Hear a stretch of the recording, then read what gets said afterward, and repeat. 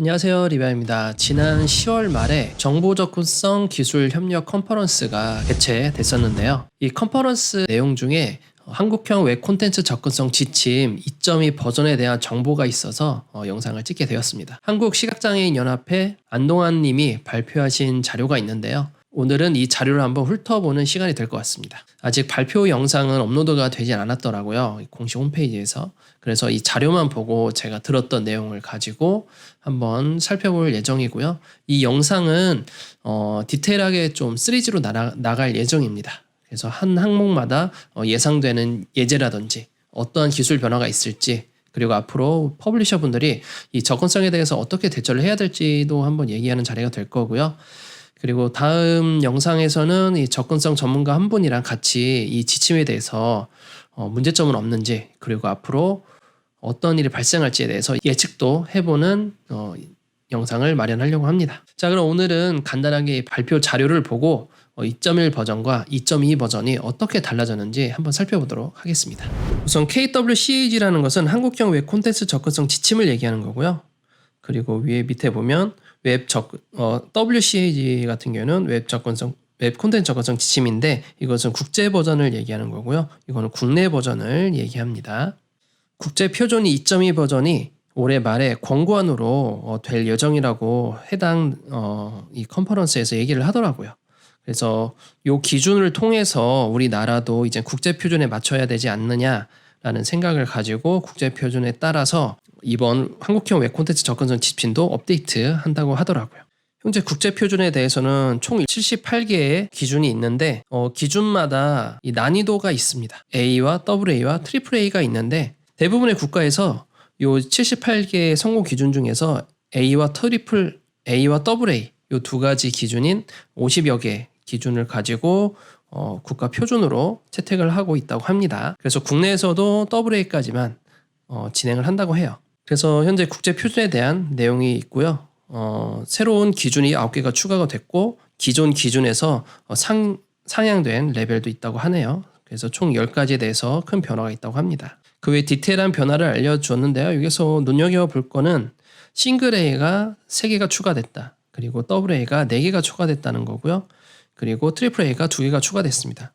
국내형 지침 2.2 버전에서는 요 AA까지 본다고 하니까요. 요 항목이 어떤 것이 있는지는 제가 차후에 국제 표준에 대한 영상을 한번 담을 예정입니다. 그래서 싱글 A와 AA와 AAA의 각각 항목의 차이점을 좀 알려드릴 예정이기도 합니다. 자, 요건 기본적 일정이기 때문에 패스할게요. 그래서 외 접근성 국가 표준 개정 작업을 진행하고 계시다고 하더라고요. 그래서 2.2 버전을, 한국형 웹 콘텐츠 접근성 2.2 버전을 언제 적용이 가능할지는 아직 제가 들은 건 없는 것 같습니다.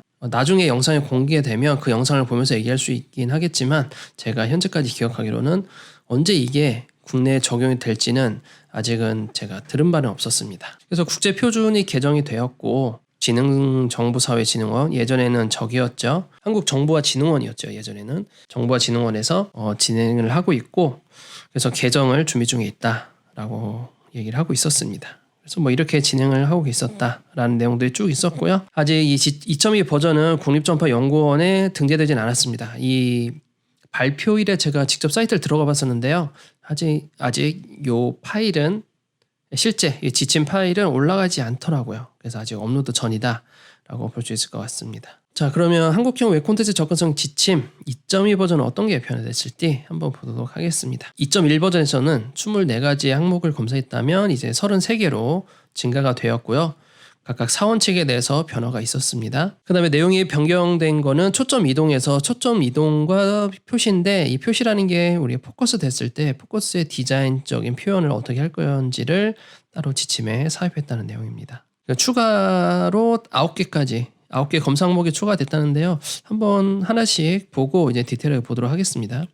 문자 단축키라는 것은 우리가 생각하는 그 단축키를 얘기하는 거고요. 직접 이런 것들을 스크립트로 넣을 수가 있죠. 단축키를 어떻게 넣어야 되는지, 그리고 고정된 참조 위치 정보라든지, 이거는 여기 같은 경우에는 이북 같은 거를 얘기를 들더라고요.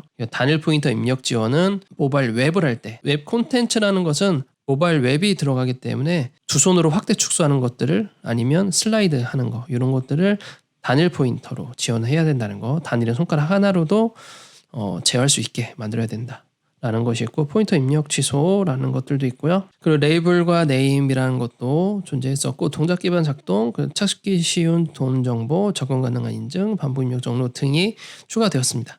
이 단수나 이 한 글자 한 글자를 보게 되면 잘 이해가 되지 않는 부분이 꽤 있을 거예요. 그 다음 페이지에서 예제를 통해서 알려주는 부분이 좀 좋았습니다.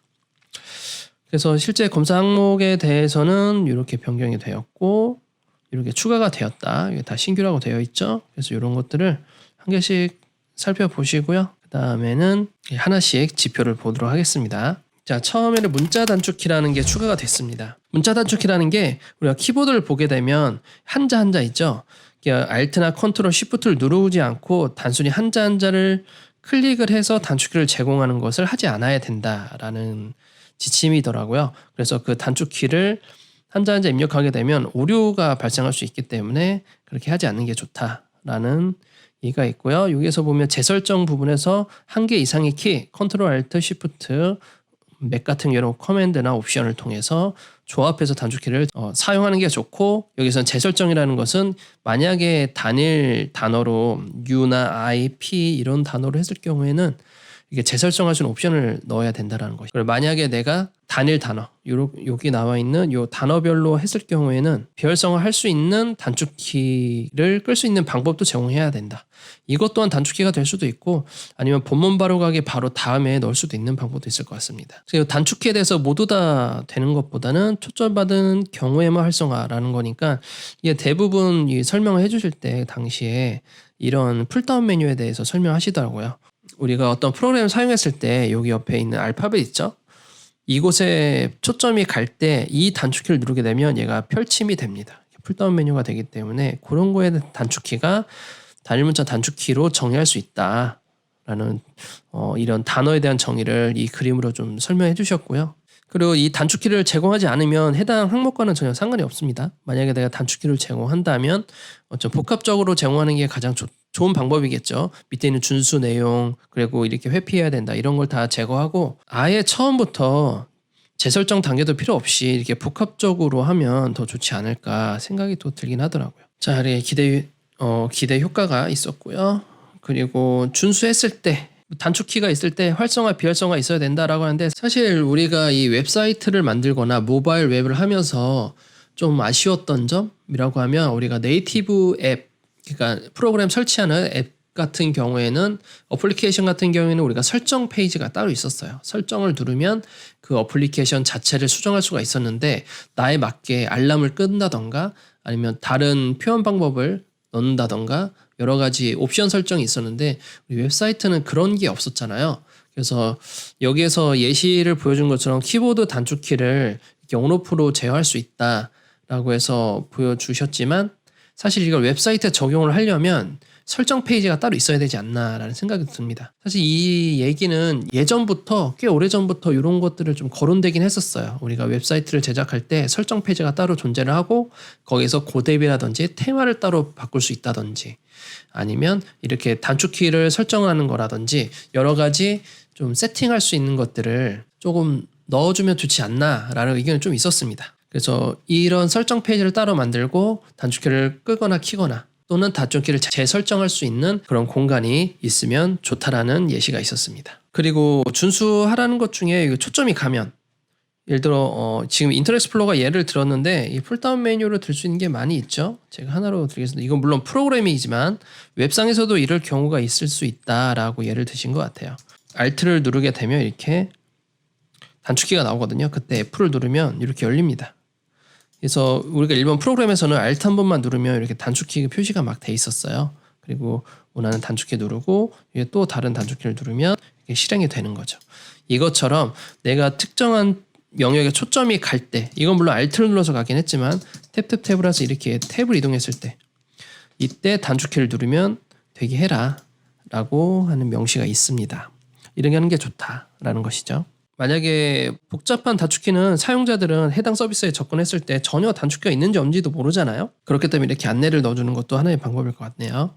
자, 다음에 또 추가된 항목이 고정된 참조 위치 정보라는 것인데, 가장 이해가기 쉬운 형태의 컨텐츠는 페이지 구분자에 대해서 좀 설명을 해주는데요. 사실 요거는 이북에 대한 것들을 얘기했고, 우리 퍼블리셔 입장에서는 요 페이지 구분자라는 것이 게시판이 있고 그리고 이렇게 게시판이 존재할 때 여기 가운데 있는 페이징 있죠? 그래서 왼쪽으로 가기, 오른쪽으로 가기, 마지막으로 가기, 처음으로 가기. 이 페이징 자체도 페이지 구분자로 볼 수 있다고 하더라고요. 그래서 페이지 구분자 자체를 같은 위치에 제공하라는 겁니다. 그래서 또 다른 예를 한번 보게 되면 이북 같은 경우 이렇게 위에 이거는 PDF 뷰어도 해당될 수 있죠. PDF 뷰어라든지 아니면 에디트된 어떤 뷰어가 있을 경우에는 요거 컨트롤이나 페이지 위치 이런 것들은 계속 고정된 위치, 좌측에 있다 우측에 있다 막 왔다 갔다 거리거나 아니면 있다 없다 하지 말고 같은 위치에 있는 게 좋다라는 얘기입니다.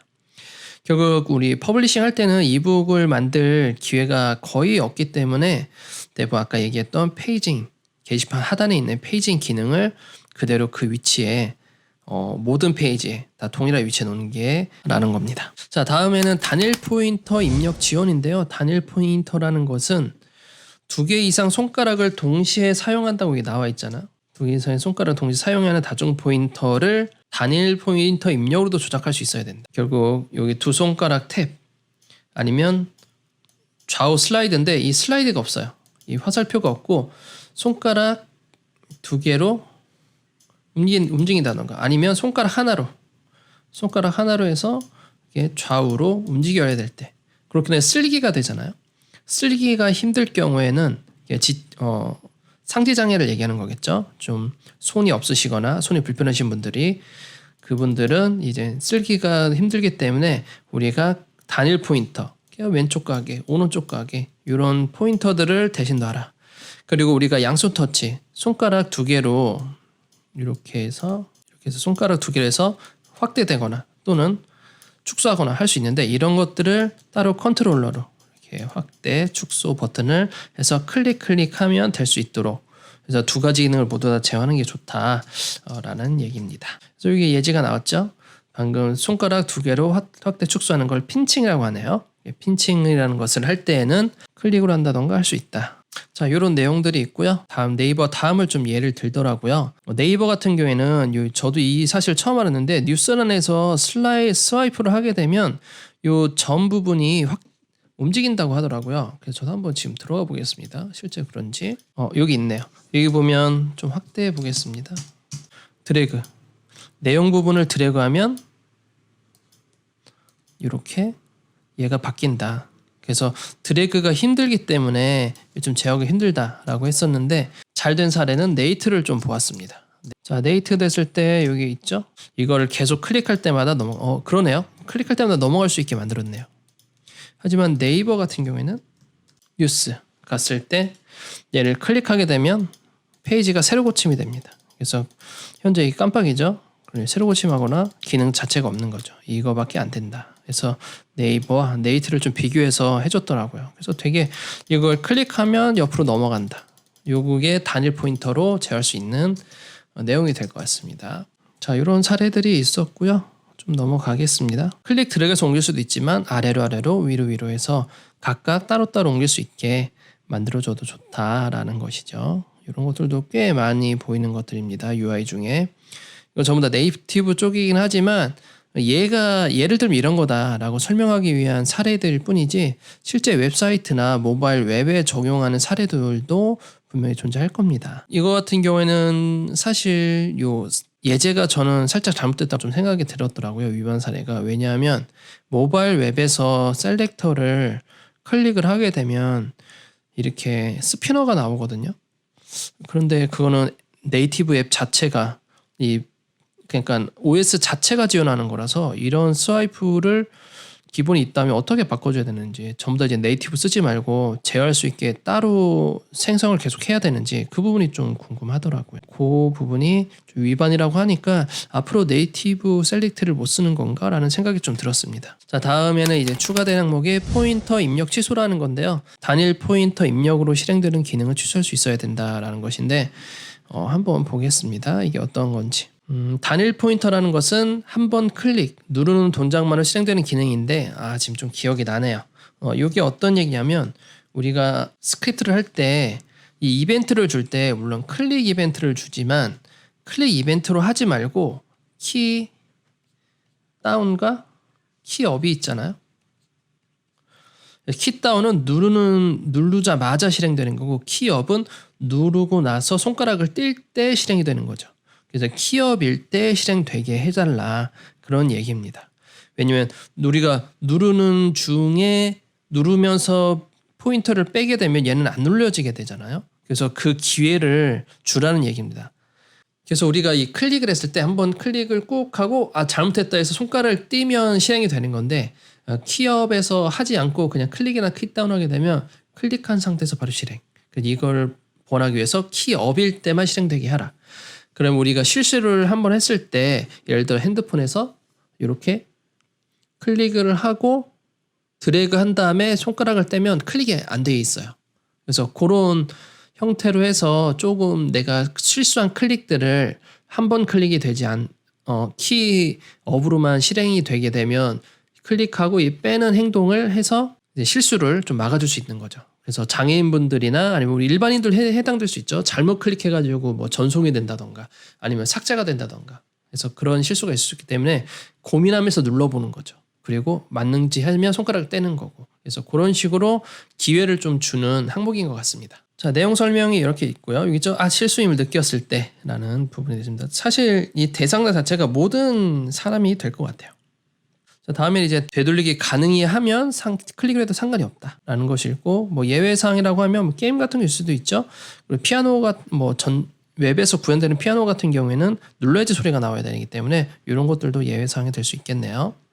자, 다음에는 레이블과 네임이라는 항목입니다. 우리가 생각하는 레이블, 그 레이블이 맞는지 네임은 우리가 생각하는 HTML이는 네임을 얘기하는 것을 한번 보도록 하겠습니다. 텍스트 또는 텍스트 이미지가 포함된 레이블이 있는 사용자 인터페이스 구성 요소에는 네임에 시각적으로 표시되는 해당 텍스트를 포함해야 한다라는 것인데 예제를 한번 보는 게 좀 더 빠를 것 같아요. 자, 시각적으로 표시되는 텍스트 우리가 생각하는 레이블이 맞네요. 인풋에는 이 입력하는 서식, 선택하는 서식 온라인 서식이죠. 온라인 서식에는 텍스트가 존재할 경우에는 레이블로 감싸라는 항목이 기존에도 있었습니다. 근데 뭐가 달라졌느냐? 텍스트나 텍스트 대체 수단이 있는 구성 요소를 의미한다. 레이블이라는 것은 네임이라는 건 이 텍스트를 얘기합니다. 이 네임은 숨겨질 수 있을 수 있으며 보조 기술에 의해서만 노출되는 반면 레이블은 노출되어 있어 모든 사용자가 볼 수 있다. 대부분의 경우 네임과 레이블은 동일하다. 레이블은 HTML 레이블 요소에 해당되지 않는다. 이거 같은 경우는 HTML의 레이블의 요소에 해당되지 않는다는 건 아리아 레이블이 될 수도 있다는 얘기일 것 같습니다. 제 예측으로는. 그래서 HTML의 레이블 요소는 모든 사용자 등 용도 또는 입력 역할의 설명을 좀 의미한다. 그쵸? 폼 요소들 얘기하는데 폼 요소들 온라인 서식에 사용되는 폼 요소들을 모두 얘기하는 겁니다. 이 아이디로 설명할 수 있지만 이 앞에 별 표시를 의미하는 것입니다. 별 표시를 필수 입력으로 표시를 해야 되는 게 맞죠. 사실 계속 그렇게 작업을 해왔었고 그래서 이 별 표시의 의미를 반드시 부여해서 작성을 해줘라 라는 것들을 의미하는 것 같습니다. 필수 아이디 입력하셔도 되고 아이디보다는 필수 입력 아이디죠. 필수 입력 아이디라고 하는 게 더 낫다라는 겁니다. 그래서 부가적인 설명같이 같이 붙어 있으면 이 네임에 해당되는 레이블 안에 네임을 전부 다 포함되도록 구현을 해라 라는 겁니다. 꼭 설명 다 넣어주라는 얘기입니다. 필수 입력뿐만 아니라 또 다른 게 또 엮여 있는 것도 있을 거예요. 그거는 한번 예제를 몇 번 더 찾아봐야 될 것 같습니다. 자, 그리고 이 레이블 같은 경우에 이제 플레이스홀더를 썼는데 해외 사례 같은 거 보면 여기 조그맣게 위에 글씨가 또 들어가 있잖아요. 입력을 하고 있으면 플레이스홀더가 위로 올라가는데 사실 플레이스홀더 올린 게 아니라 이거 자체가 레이블인 겁니다. 레이블로 표현을 하고 그 안에 텍스트를 쓰면 레이블이 위로 올라가서 내가 뭘 사용하고 있는지 계속 실시간으로 보여줄 수 있는 거죠. 그래서 국제표준 같은 경우에는 싱글 A에 대한 수준을 얘기하는 거고, 기술적 표현이 싱글 A에 대한 수준을 얘기하는 거고, 시각적인 제공은 필수다. 하지만 국내 표준에서는 이 시각적으로 제공해야 한다는 것을 명시하진 않았대요. 국제표준처럼. 하지만 요거를 좀 더 디자이너가 신경을 쓴다면, 기획사분들이 신경을 쓴다면 이런 기술적인 부분은 충분히 쉽게 해결 가능하기 때문에 우리가 일방적으로 넣어줘도 좋을 것 같고요. 퍼블리셔분들이 아니면 별도로 제안을 해도 좋을 것 같습니다. 자, 다음에 추가된 것이 동작 기반 작동이라는 게 또 추가가 됐네요. 동작 기반 작동은 어떤 건지 한번 보도록 하겠습니다. 동작 기반 작동이란 손바닥 움직임으로 실행 또는 흔들어서 실행. 이 흔들어서 실행 있죠? 저 같은 경우 CGV에 예약 내역을 확인할 때 흔들어 주세요 해가지고 그때마다 예약표를 미리 볼 수가 있거든요. 그래서 그때 한번 사용하긴 합니다. 사용자 동작으로 작동하는 기능, 이렇게 흔들거나 어떤 다른 행위를 통해서 카메라 인식을 통해서 동작이 아니라 대체 수단인 UI로 또 조작을 할 수 있어야 된다라는 것이네요. 기울기를 해야만 해야 되는 그런 콘텐츠, 그런 것보다는 대체 수단을 필요하는 겁니다. 그래서 해당 사용자들이 컨트롤하기 힘들기 때문에 대체 수단이 또 있어야 된다. 그리고 이것도 마찬가지로 설정에도 있어야 된다. 그래서 이런 지침을 계속 보다 보면 이제는 웹사이트나 모바일 웹으로 만들더라도 설정 페이지는 꼭 필요하겠구나 생각이 좀 들더라고요. 그 부분이 좀 계속 느껴지네요. 자, 다음으로 추가된 항목은 찾기 쉬운 도움 정보입니다. 어떤 건지 볼까요? 도움 정보가 제공되는 경우 각 페이지에서 동일한 상대적인 순서로 접근할 수 있어야 된다라는 것인데 이 부분은 우리나라에서 이미 그렇게 하고 있습니다. 고착화가 되어 있어요. 어떤 부분을 얘기하냐면 바로 푸터 부분입니다. 푸터 영역. 푸터 영역에 이 정보만 나열하는 경우도 있고요. 제가 온오프믹스 사이트 들어갔는데요. 온오프믹스 사이트에서 한번 볼까요? 뭐 대표 누구다, 책임자 누구다, 사업자 등록번 누구다, 이게 앞에 다 써 있죠. 텔이 뭐다, 팩스다 뭐다. 이런 식으로 뒤에 정보만 나열하지 말고 앞에 있는 그 정보의 앞에 있는 제목까지 같이 나타내주면 좋다라는 것이죠. 그래서 찾기 쉬운 도움 정보. 이 도움 정보라는 게 푸터에 있는 그런 간략한 정보들 얘기하는 것 같습니다. 그 외에도 제가 좀 확대 해석을 하게 되면 이 도움 정보라는 게 이 부분도 해당되는지 모르겠습니다. 쿠팡에 들어왔고요. 여기에서 앞에 없는 것들, 내용이 없는 것들이 있어요. 그 부분을 좀 얘기하지 않았나 싶습니다. 찾기 쉬운 도움 정보의 오류에 해당되는 게 제가 예측하는 게 이 부분이 아닐까. 이 별이 무엇인가? 이게 무엇인가? 이 숫자가 정립이라고 되어 있지만 여기는 괜찮죠? 그리고 여기 사이즈라고 써 있고 색상 써 있지만 예를 들어 여기에 사선이 거 있고 숫자가 써 있으면 이 사선은 무엇인가 해서 앞에 있는 도움 정보가 각각 필요하지 않을까.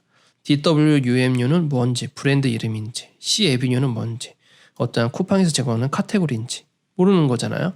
그래서 이게 도움 정보가 해당되지 않을까도 싶습니다. 어떻게 보면 이 부분도 해당될 수도 있어요. 이 부분은 뭘 얘기하는 건지. 그래서 여기서 제목이라든지 도움 정보를 별도로 줘야 되지 않느냐라는 생각이 좀 드네요. 그래서 쇼핑몰을 좀 타겟으로 만든 항목이 아닐까라는 좀 생각을 해봅니다. 자, 다음은 접근 가능한 인증이라는 항목이 또 추가가 됐습니다. 인증 과정은 인지기능 테스트에만 의존해서는 안 된다라는 것인데 인증번호를 우리가 기억해야 될 때가 있잖아요. 핸드폰으로 오면 문자를 확인해서 또는 카카오톡 메시지로 문자가 와서 그 숫자를 기억해서 여기에 작성해야 될 때가 있어요. 모바일 웹은 상관이 없죠. 모바일 웹 같은 경우에는 그냥 문자 있는 거 보고 여기에 작성하려고 보니까 자동으로 붙여넣기가 기능이 있었어요. 그래서 모바일은 내가 이미 인증이 된 거기 때문에 붙여넣기 기능을 자동으로 넣었지만 이 웹사이트 같은 경우에는 내가 핸드폰을 보고 기억을 해야 되고 다시 넣어야 되는 불편함이 있는 거죠. 그래서 그 부분에 대해서는 기억하지 않고도 이 인증을 할 수 있게 만들어라라는 거죠. 지능성 장애라고 해야 되나요? 그런 기억력이 좀 부족하신 분들 같은 경우에는 이것을 해결하지 못해서 인증 자체가 안 되는 경우가 덜어 있는 것 같습니다. 그래서 나오는 항목인 것 같고요. 그래서 이런 것들을 어떻게 해야 되는지 한번 예시 방안을 좀 보게 되면 눈으로 확인하고 기억하지 않고도 인증이 가능하도록 구현해야 한다. 그게 뭐냐?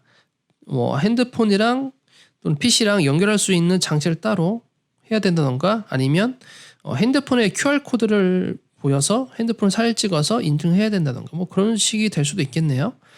또는 또 뭐냐면 자동차를 고르세요. 뭐 이런 거 있잖아요. 이거 진짜 짜증났었거든요. 제가 이게 진짜 짜증났던 게 이 구석에 있는 횡단보도 조금 있는 횡단보도예요. 근데 이것도 횡단보도라는 거죠. 이 기준이 모호하다라고 해서 정말 싫었습니다. 이것도 다행히 오류라고 하니까 앞으로 이런 항목이 없어졌으면 좋겠습니다. 캡처에서. 이거는 네이버에서 제공하는 그 리뷰, 매장들 리뷰 썼을 때 영수증 인증 리뷰입니다. 그때 이런 걸 쓰는 건데 이것도 진짜 귀찮습니다. 너무 할 게 많아서. 그래서 준수 방안 같은 경우에는 이거는 스팀을 얘기합니다. 이게 게임을 하시는 분들 아실 거예요. 스팀 인증이 좀 좋다라는 걸 얘기했고 개인정보 및 전화번호만 입력해도 인증이 되는 걸로. 다양한 인증 방법을 넣어라. 번호를 기억하는 것보다 생체 인증, 안면 인증 등등 다른 인증을 통해서 할 수 있는 법도 제공해라. 그러니까 무조건 하나의 이 접근성은 다 비슷한 것 같아요. 접근성은 하나의 항목이 생기면 대부분 무조건 이렇게 하세요가 아니라 이렇게 하는 게 좋지만 대체 수단이 있어야 됩니다라는 게 주된 포인트입니다. 이 접근성 지침을 계속 공부를 하다 보면 그러니까 지금도 보면 우리가 번호로 인증 안 하면 그럼 어떡하라는 거야라고 생각할 수 있지만 사실 많았었죠. QR코드 인증도 있고 그리고 이메일 인증도 있고 핸드폰 인증도 있고 그리고 뭐 ARS 인증도 있죠. 그리고 공인증서도 있고 여러 가지가 있습니다. 개인정보 생일을 입력하거나 뭐 이런 식으로 있을 수 있기 때문에 그런 다양성에 대한 것을 많이 줄수록 사용자들은 만족을 할 수 있다라는 것이죠. 그래서 접근성을 만약에 공부하시고 계시다면 무조건 이건 이거야라고 기억하시기보다 이 항목이 왜 생겨났는지를 기억해 두시고 그거를 통해서 나는 어떠한 서비스를 제공해야만 이 문제되는 부분을 해결할 수 있는지 다양한 대체 수단을 고민하시는 게 이 접근성을 공부하는 데 좀 더 도움이 되는 것 같아요. 자, 다음 9번째로 추가된 것은 반복 입력 정보입니다. 반복되는 입력 정보는 자동 입력 또는 선택 입력할 수 있어야 된다라는 것인데 뭘까요 이게? 자, 예시로 보면 계속 내가 뭔가 입력해야 될 거예요. 주소 있죠? 아니면 그 다음 또 넘어가서 핸드폰을 다시 입력한다던가 이런 것들은 기존 정보와 동일이라는 것을 넣어서 불필요한 반복적인 데이터를 사용자가 입력하지 않도록 만드는 그런 지표인 것 같습니다. 자, 오토 컴플리트를 통해서 할 수도 있게 만들어주게 되고요. 이건 사실 크롬에도 있긴 합니다. 크롬 자체 브라우저에 있기도 하지만 조금씩 입력 폼을 이 사이트뿐만 아니라 다른 사이트도 기억하고 있기 때문에 표준 전체적으로 입력 폼이 전부 다 같지는 않잖아요. 그렇기 때문에 좀 정확하진 않지만 표현은 브라우저 자체에서 하고 있지만 정확하게 우리가 오토 컴플리트를 통해서 가져올 수 있도록 하는 게 있나 봅니다. 그래서 제가 기본 네임, 패밀리 네임, 이 오토 컴플리트라는 속성을 한번 알아보는 게 좋을 것 같습니다. 브라우저에서 쿠키로 저장된 것을 이것을 통해서 가져올 수 있는지 그 테스트도 좀 필요할 것 같네요. 한국형 웹 콘텐츠 접근성 지침 2.2 총 9개의 항목이 추가가 되었는데요. 어떤 것은 우리라는 게 퍼블리셔 힘으로만 해결되기 힘든 것들도 있고요. 어떤 것들은 고객분들이 이해를 좀 해줘야 되는 것들도 필요한 것 같습니다. 지금 당장 떠오르는 걸 레이블을 시각화해야 한다. 그거는 물론 국제 표준에 해당되지만 국내에서도 이제 나와야 되지 않을까라는 생각도 좀 들고 그리고 국내뿐만 아니라 국제도 마찬가지로 이제 웹 서비스나 모바일 웹 서비스 할 때는 따로 설정 페이지가 이제 존재해야 되지 않는가라는 생각도 좀 드네요. 물론 단축키를 아예 안 제공하면 상관이 없습니다. 그리고 이번 지침에서도 이제 양손 터치 그리고 더블 터치 어떤 다양한 다중 입력에 대한 것들에 대한 항목이 나타났기 때문에 이제 모바일 쪽도 많이 포함이 된 느낌도 좀 듭니다.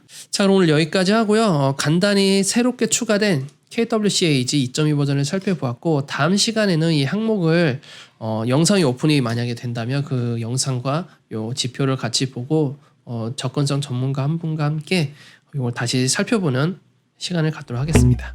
자, 오늘 여기까지 하겠습니다. 감사합니다.